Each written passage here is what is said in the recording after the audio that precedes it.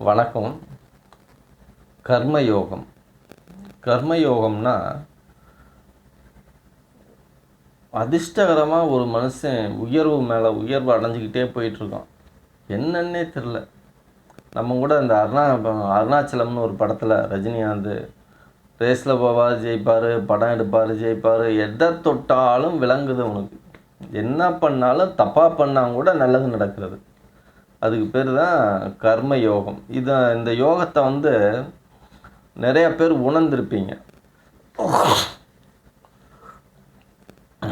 லைட்டாக எங்கனையாவது அதிர்ஷ்டங்கிற விஷயத்தை ஒவ்வொரு மனுஷனும் உணர்ந்திருப்பான். ஏதாவது ஒரு சுச்சுவேஷனில் பெரிய உதவி, பெரிய சூழல், ஒரு பணம் தேவை, அங்கேயும் கேட்டு தேடிட்டு இருப்போம். இவரெல்லாம் கொடுப்பாருன்னே தெரியாது, அவர் கொடுப்பார். இவங்கெல்லாம் உதவி செய்வாங்கன்னு நம்ம உணர முடியாது. இவரும் கூட நமக்கு இப்படிப்பட்ட உதவியை செஞ்சிட்டாரா அப்படிங்கிற மாதிரி ஒரு அதிர்ஷ்டம். லாட்ரி விழுகிறது, பெரிய வாய்ப்புகள், பதவி உயர்வுகள், திடீர்னு கூப்பிட்டு வந்தாப்பா சொத்து கிடைக்கிறது, பெரும் சொத்து, இந்த மாதிரி அதிர்ஷ்டமான விஷயங்கள் நம்ம வாழ்க்கையில் பார்க்குறோம், உணர்ந்திருக்கோம். இந்த கர்மயோகம்ங்கிறது நம்ம உணர முடியாது. இந்த கர்மயோகம் எப்படி உருவாகுது அப்படிங்கிறத வேணால் நான் சொல்கிறேன் உங்களுக்கு. நான் ஏற்கனவே ஒரு பதிவில் சொல்லியிருந்தேன்.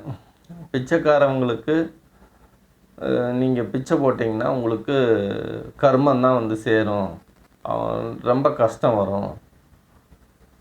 நல்லா இருக்கிற ஒரு மனுஷனுக்கு உதவி செஞ்சீங்க, இப்போ 1 லட்சம் கொடுத்து உதவி செஞ்சீங்க, நீங்கள் திரும்பி கேட்கல, அப்படியே கொடுத்து நிறையா பேர்த்துக்கு உதவி செஞ்சீங்கன்னா ரொம்ப கஷ்டப்படுறான். அவன் கர்மாவில் தான் கஷ்டப்பட்டுக்கிட்டு இருக்கான். அப்படிப்பட்ட அவனுக்கு நீங்கள் ஒரு பணத்தை கொடுத்து உதவி செஞ்சு அவன் கர்ம வினையை போக்கிட்டிங்கன்னா அந்த கர்ம வினை உங்களுக்கு வந்துடும்.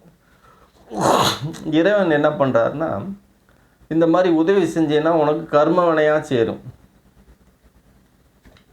கர்ம வினைக்கு ஒரு எல்லை இருக்குது. இவ்வளவுதான் நீ கர்ம வினை செய்யணும். எல்லைக்கு மேலே போச்சுன்னா என்ன ஆகும்? வலிஞ்சு கீழே போயிடும். வலிஞ்சு கீழே போச்சுன்னா என்ன ஆகும்? இப்போ ஒரு ஒரு ஒரு பாத்திரம் வச்சுருக்கீங்க. அந்த பாத்திரத்தில் நிறையா விஷயம் போட்டுக்கிட்டே இருக்கீங்க, தண்ணி ஊற்றிக்கிட்டே இருக்கீங்க. ஆனால் நீங்கள் செஞ்ச விஷயத்துக்கு அங்கே ஏதோ அழுக்கெல்லாம் உள்ளே கிடக்குது, குப்பையெல்லாம் உள்ளே கிடக்குது. ஆனால் தண்ணி ஊற்றிக்கிட்டே இருக்கும்போது என்னென்னா அந்த குப்பையெல்லாம் வெளியே போய் நிறைய குடமாக நல்லா பளிச்சுன்னு இருக்கும்.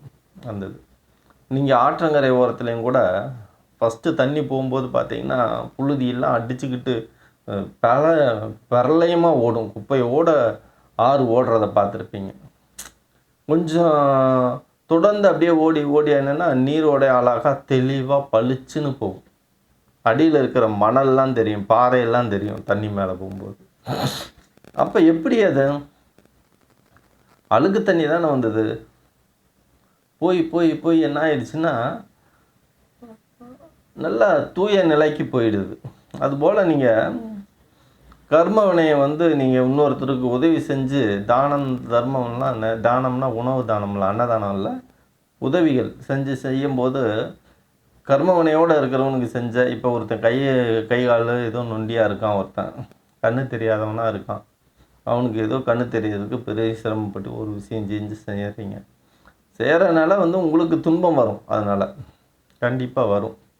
ஆனால் தொடர்ந்து அதை செஞ்சுக்கிட்டே இருக்கீங்க, 4-5 பேர்த்துக்கு திரும்ப செஞ்சுக்கிட்டே இருக்கும்போது என்ன ஆகும்னா அந்த கர்ம வினையெல்லாம் சேர்ந்து ஒன்றா சேர்ந்து கர்ம யோகமாக மாறிடும். அடுத்த பிறவியில் உங்களுக்கு இந்த கர்மயோகம் செயல்படும். எங்கேயோ ஒரு பெரிய ஒரு இடத்துல பிறப்பீங்க, இல்லாட்டி ஒரு ஏழ்மையான வீட்டில் பிறப்பீங்க. பிறந்து மிகப்பெரிய உயர்ந்த அந்தஸ்து. ஏன்னா ஏழையாக பிறந்தால் தான் வசதி வாய்ப்புகள் பெருக ஆனந்தம் கூடிகிட்டே போகும். ஒருத்தன் பணக்காரனாக இருக்கிறவனுக்கு கூட அந்த ஃபீலிங் வராது. அப்போ கர்மயோகம் அப்படி தான். நிறைய பேர்த்த பார்த்துருப்போம், ரொம்ப சாதாரணமாக கஷ்டப்பட்டுக்கிட்டு இருப்பான். பார்த்தீங்கன்னா யோகத்து மேலே யோகம் அடிச்சுக்கிட்டே போயிட்டே இருக்கும். அவன் வளர்ச்சியை நம்ம உலகமே மிரண்டு போய் பார்க்கும். சில பேர்த்தோட வளர்ச்சி என்னடா இது அப்படின்னு. அதுதான் முன் ஜென்மத்தில் நம்ம பண்ணக்கூடிய கர்ம வினைகள் பூரா தானம் செஞ்சு செஞ்சு செஞ்சு உதவிகள் செஞ்சு பெரிய கர்ம யோகியாக பிறப்பாங்க. பிறவி இல்லாத சூழ்நிலையும் கூட ஏற்படும் சில பேர்த்துக்கு. அந்த ஜென்மத்திலையும் ஏற்படும், அடுத்த ஜென்மத்திலையும் ஏற்படாது அப்படின்னு சொல்ல முடியாது, உணர முடியாது. அது பெரிய விஷயம். அப்போ நீங்கள் இன்னொருத்தருக்கு உதவினீங்க அப்படின்னா, உதவி செய்கிறீங்க அப்படின்னாவே உங்களுக்கு துன்பங்கள் தான் காத்துக்கிட்டு இருக்கும். அது வந்துக்கிட்டே தான் இருக்கும். அதை மீறி செஞ்சுக்கிட்டே இருக்கீங்க. உதாரணத்துக்கு பார்த்தீங்கன்னா, நடிகர் விஜயகாந்த் அவர்கள் என்ன பண்ணார், தானம் பண்ணிக்கிட்டே இருந்தார், அன்னதானம் பண்ணிக்கிட்டே இருந்தார். நிறையா பேர்த்துக்கு அன்னதானம் பண்ணனால அவருக்கு பிரச்சனை இல்லை. நிறையா பேர்த்துக்கு பண உதவிகள் தூக்கி தூக்கி கொடுத்தாரு. என்னாச்சு, கொடுத்துக்கிட்டே இருந்தார். அந்த அந்த கர்ம வினைகள்லாம் ஒன்று சேர்ந்து அவருக்கு ஒரு பிரச்சனை, தீராத ஒரு நோயை வந்து ஏதோ ஒரு வகையில் கொடுத்துருச்சு. அப்போ அவர் இறந்துட்டார். இறந்தப்போ என்ன ஆச்சு, கழுகு வட்டம் அடிச்சுது. அது ஏன்னா அது கர்மயோகத்துக்கு போயிட்டாங்கன்னு அர்த்தம். அந்த மாதிரி கழுகு ஒருத்தர் இறந்த பிறகு வட்டம் அடிச்சதுன்னா அவர் மறுபிறப்பி கிடையாது, அவ்வளோதான். அதோட கணக்கு வழக்கெல்லாம் முடிஞ்சு. அப்படிப்பட்டவங்களுக்கு தான் அந்த கழுகு சுற்றும். ராஜ கழுகுன்னு சொல்லுவாங்க, அது எதுவும். அப்போ விஜயகாந்த் அவர்களும் கூட கர்ம வினையை தூக்கி எல்லாத்துக்கும் கொடுத்து நிறைய பேர்த்துக்கு அன்னதானம் பண்ணி அவருக்கான துன்பம் வந்தது. அதனால தான் அப்படிப்பட்ட துன்பம் வந்தது, தீராத ஒரு துன்பம் வந்தது. அதெல்லாம் கணக்கு வழக்கு முடித்து கர்ம யோகியாக போயிட்டார். அதுபோல் அப்படி ஒரு தயாராக இருக்கணும் எதுக்கும்.